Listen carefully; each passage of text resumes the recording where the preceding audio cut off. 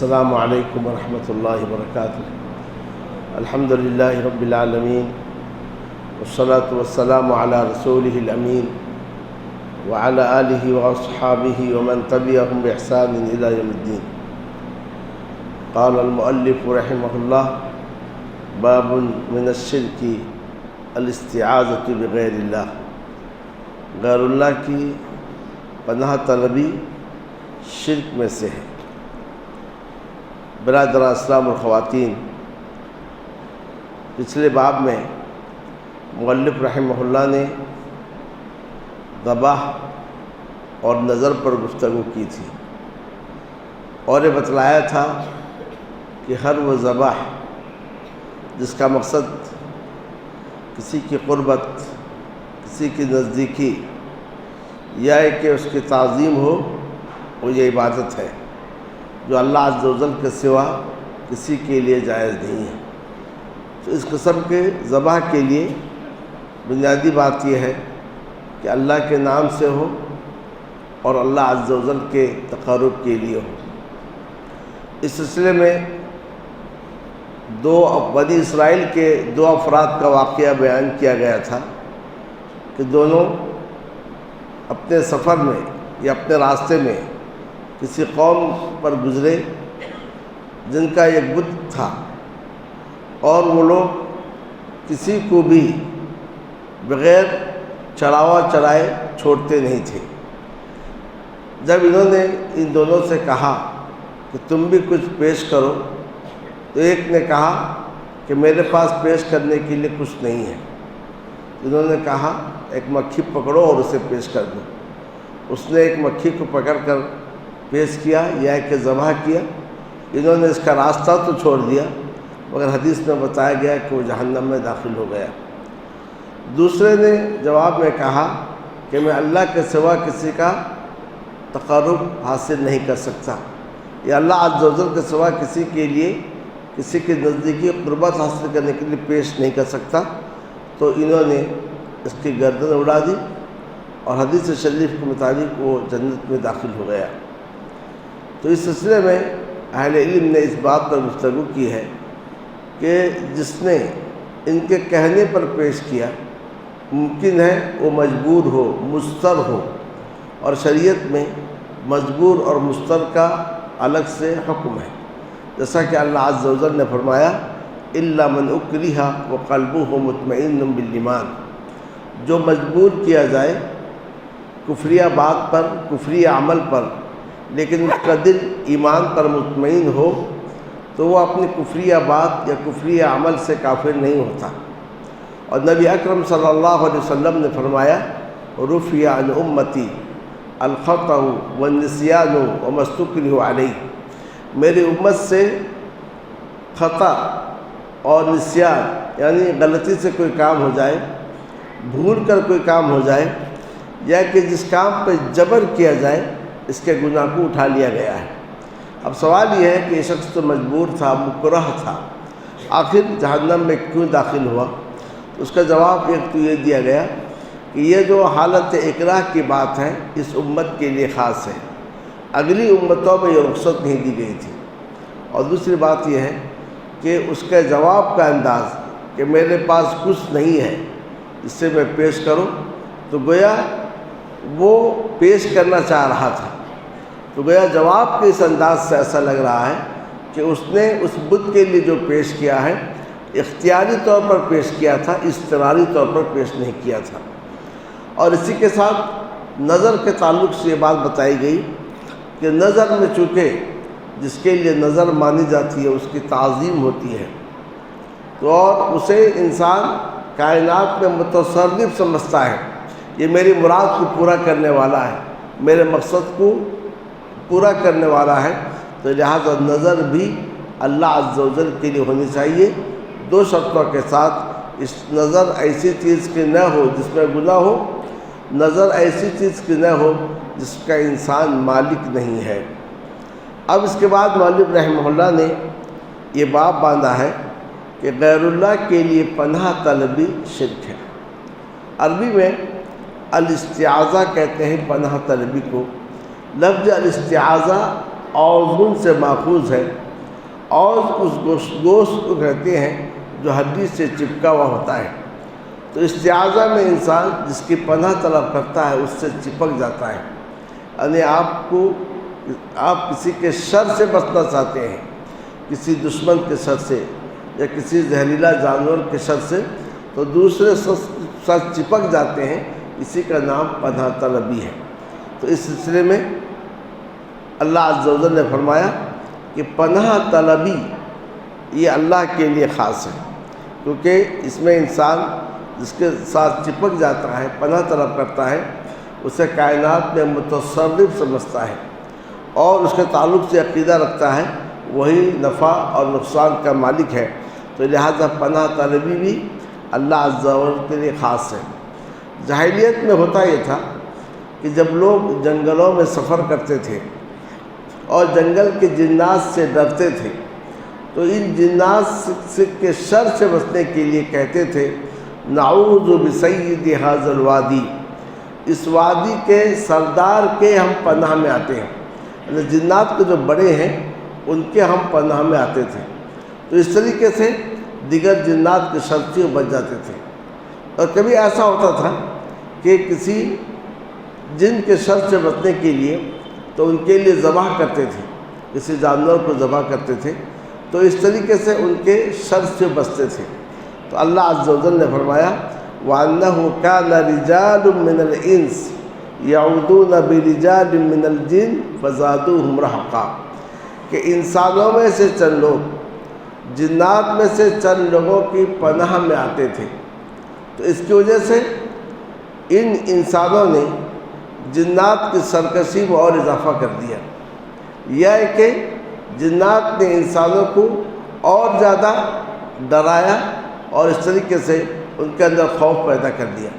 تو اس آیت سے بات معلوم ہوئی کہ جاہلیت میں بہت سارے انسان ایسے تھے جو جنات کی پناہ میں آتے تھے، تو وہاں یہ کہا گیا کہ بجائے جنات کی پناہ کے طلب کرنے کے انسان کو چاہیے کہ وہ اپنے رب کی پناہ طلب کرے۔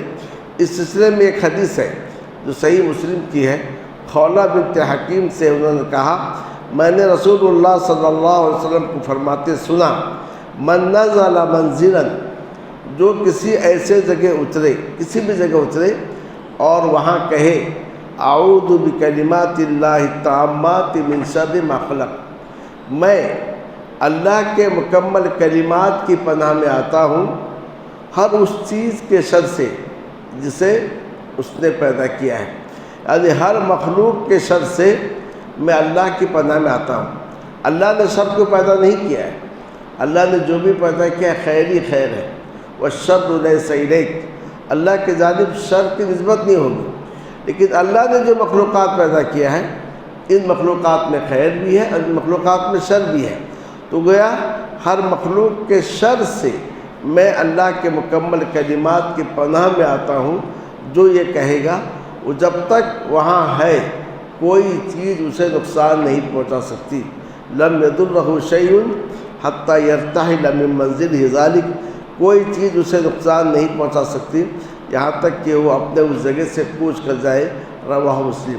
اس لیے نبی اکرم صلی اللہ علیہ وسلم حسن اور حسین جو آپ کے دونوں نواسے تھے، ان دونوں کو اللہ کے کلمات کی پناہ میں دیتے، اعیدکما بکلمات اللہ التامات، میں تم دونوں کو پناہ میں دیتا ہوں اللہ کے مکمل کلمات کے پناہ میں دیتا ہوں، من کل شیطان وہامہ اور من کل عین لامہ، ہر شیطان کے شر سے، ہر موذی جانور کے شر سے، ہر چپک جانے والی آنکھ کے شر سے۔ عام طور سے بچوں کے لیے خطرہ لاحق ہوتا ہے انہیں کسی کی نظر نہ لگ جائے، تو گویا بچوں کو نظر بد سے بچانے کے لیے دعا سکھائی گئی کہ بچوں کو اللہ کے مکمل کلمات کی پناہ میں دے دی جائے، تو نظر بد کا بچوں پر کوئی اثر نہیں پڑتا ہے، صرف بچوں کے لیے نہیں کسی بھی شخص کے لیے۔ تو گویا اس سے بات معلوم ہوئی کہ پناہ طلبی یہ اللہ سے ہونی چاہیے، اللہ کی پناہ میں آنی چاہیے۔ اسی لیے ہم سے کہا گیا ہے کہ قرآن مجید پڑھتے وقت پہلے تعوذ پڑھیں۔ تعوذ کا مطلب کیا ہے؟ جب آپ قرآن مجید پڑھنے جائیں گے تو شیطان آپ کو اس سے روک سکتا ہے اور آپ کے خیالات کو منتشر کر سکتا ہے، تو آپ پناہ طلب کیجیے شیطان مردود کے شر سے۔ اعوذ باللہ من الشیطان الرجیم، میں اللہ کی پناہ میں آتا ہوں مردود شیطان سے، یعنی مردود شیطان کے شر سے۔ تو اسی طریقے سے بہت سارے مقامات ہیں جن میں ہمیں یہ حکم دیا گیا ہے تو کہ ایسے موقع پر اللہ کی پناہ میں آ جاؤ۔ اور قرآن مجید کی آخری دو صورتیں سورہ فلق اور سورہ الناس میں اسی بات کی تعلیم دی گئی ہے کہ ہم ہر قسم کے شر سے اللہ کی پناہ طلب کریں۔ سورہ الفلق میں چار چیزوں کے شر سے اللہ کی پناہ طلب کرنے کا حکم دیا گیا ہے۔ قل اعوذ برب الفلق من شر ما خلق ومن شر غاسق اذا وقب ومن شر النفاثات فی العقد ومن شر حاسد اذا حسد۔ نبی آپ کہہ دیجئے میں صبح کی رب کی پناہ میں آیا۔ کس چیز سے؟ پہلی چیز من شر ما خلق، ہر مخلوق کے شر سے۔ دوسری چیز ومن شر غاسق اذا وقب، رات کے شر سے جب اس کے اندھیری پھیل جائے۔ تیسری چیز گروہ میں پھونکنے والیوں کے شر سے، یعنی جادو کے شر سے۔ اور چوتھی چیز یہ ہے حاسد کے شر سے جب وہ حسد کرنے لگے۔ تو ان چاروں کے شر سے صبح کے رب کی پناہ طلب کرنے کا حکم دیا گیا تاکہ آپ اللہ کے پناہ میں آ جائیں۔ تو نہ جادو آپ کو کچھ بگاڑ سکتا ہے، نہ حاسد کا حسد آپ کو نقصان پہنچا سکتا ہے، نہ رات کے اندھیرے میں جو شر پھینکتے ہیں وہ بھی آپ کو نقصان نہیں پہنچا سکتے ہیں، بلکہ ہر مخلوق کے شر سے آپ پناہ میں آتے ہیں۔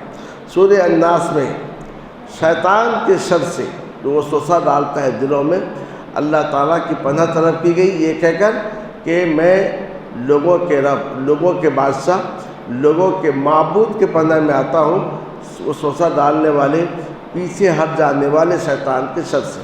تو الغرض کہنے کا مقصد یہ ہے کہ انسان کو چاہیے کہ ہر ہمیشہ اللہ کی پناہ طلب کرے۔ یہ جو مختلف بیماریاں آتی ہیں جس کا خود انسان کو پتہ نہیں ہوتا ہے، حتیٰ کہ ہمارے جو دشمن ہیں خود ہمیں نہیں پتہ کہ کون ہمارا دشمن ہے اور کون ہمارا دشمن نہیں ہے۔ اللہ رب العالمین کو علم ہے کہ کون آپ کا دشمن ہے، کون آپ کا دشمن نہیں ہے۔ تو لہذا ہمیں چاہیے کہ ان تمام دعاؤں کا اہتمام کریں جن دعاؤں کے ذریعے سے، جن دعاؤں میں اللہ کی پناہ میں آنے کا حکم دیا گیا ہے۔ تو خلاصہ یہ ہے کہ انسان کو چاہیے کہ پناہ اللہ تعالیٰ کی طلب کرے، کسی مخلوق کی پناہ طلب نہ کرے۔ مخلوق خود کمزور ہے، وہ آپ کو کیا پناہ دے گی؟ اسی لیے ہم دیکھتے ہیں بہت سارے لوگ ایسے بھی ہیں کہ جو وبا جو بیماری پھیلتی ہے اس وقت بعض مخلوق کی پناہ طلب کرتے ہیں، اور خاص طور سے لکھتے ہیں کہ ہم حسن، حسین اور اس طریقے سے علی اور فاطمہ رضی اللہ تعالیٰ عنہم اور نبی اکرم صلی اللہ علیہ وسلم کے پناہ میں آتے ہیں، جبکہ مخلوق ہے۔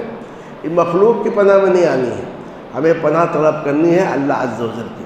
اسی لیے آپ دیکھیں گے ہر نماز کے بعد جو اذکار ہیں، ان اذکار میں ہمیں یہ حکم دیا گیا کہ سورہ اخلاص پڑھیں، پھر سورہ فلق اور سورہ الناس۔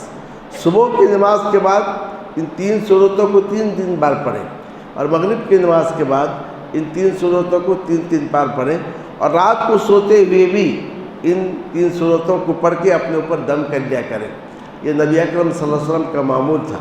اس بیماری میں جب آپ پڑھ نہیں پائے تو ام عائشہ رضی اللہ عنہا پڑھتی تھی، آپ کے ہاتھ پہ دم کر کے آپ کے ہاتھ سے آپ کے جسم کو پھیرتی تھی۔ تو گویا اس سے بات معلوم ہوئی کہ ہمیں یہ تعلیم دی گئی ہے کہ ہم اللہ ہر چیز کے شر سے اللہ تعالیٰ کی پناہ طلب کریں، اور جب ہم اس کے پناہ طلب کریں گے تو اس کے پناہ میں ہم آ جائیں گے۔ تو کسی مخلوق کی پناہ طلب نہیں کرنی چاہیے۔ مخلوق کی پناہ طلب کرنے کا مطلب یہ ہے کہ آپ اسے کائنات میں کارساز سمجھتے ہیں، کائنات میں متصرف سمجھتے ہیں، کائنات میں نفع و نقصان کا مالک سمجھتے ہیں، پھر آپ کے دل کا لگاؤ اور تعلق اس سے ہو جاتا ہے، اور یہی چیز شرک کی جڑ ہے۔ اللہ رب العالمین سے دعا ہے کہ اللہ عز و جل ہمیں توحید کو سمجھنے کی توفیق عطا فرمائے اور توحید پر قائم رکھے، ہر قسم کے شرک سے بچائے۔ صلی اللہ تعالیٰ نبی کریم وعلی آلہ و اصحابہ اجمعین۔